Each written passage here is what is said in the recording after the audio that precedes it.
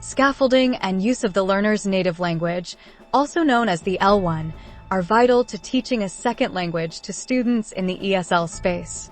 The second language, also known as the L2, requires multiple techniques to enable students to acquire and manipulate it properly in the classroom as well as in the real world.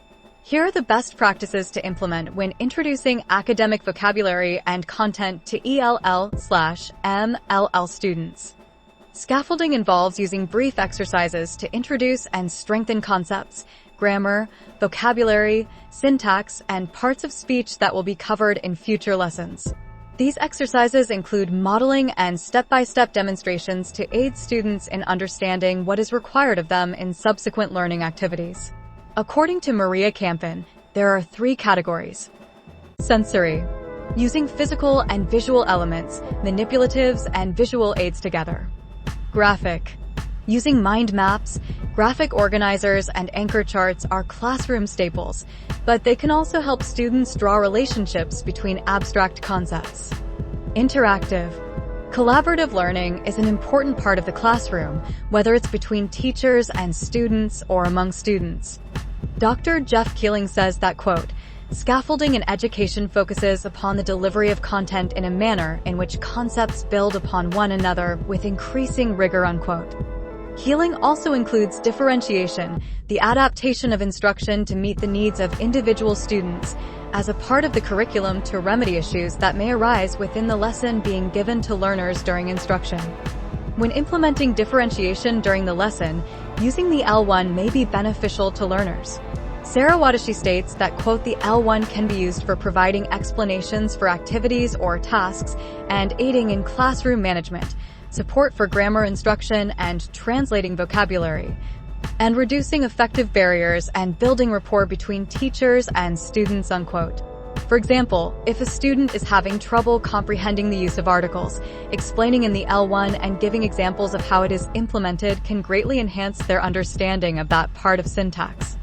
Huda Murad Abdul Rahman Al-Balushi did a study titled, "The Reasons of Using L1 in ESL Classrooms" in 2019. Al-Balushi found that, quote, "Using L1 in the L2 classroom has fruitful effects, as evidenced by the findings, and ignoring this fact is not helpful. It is proven that using L1 facilitates L2 learning and increases students' understanding." Both teachers and learners have positive attitudes toward using L1 and encourage using it, especially while teaching grammar and when facing difficult words which cannot be explained using gestures or the target language. Using L1 also encourages low proficiency students to participate more actively in language lessons and helps them to better understand lesson content, unquote. Translating L2 to L1 is also beneficial. A gloss used during reading comprehension has been shown to improve understanding of new lexis.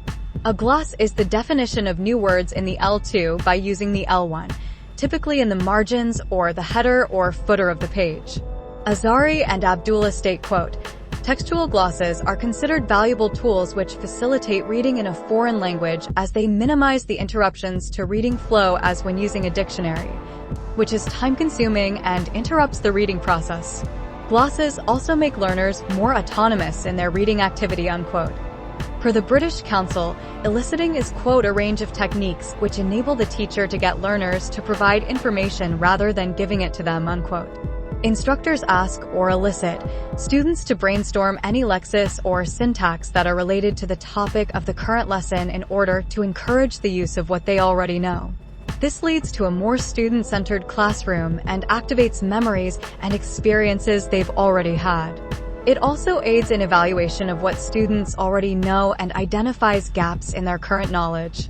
Finally, eliciting can also introduce structures and lexis that instructors going forward while modeling and describing the upcoming target language.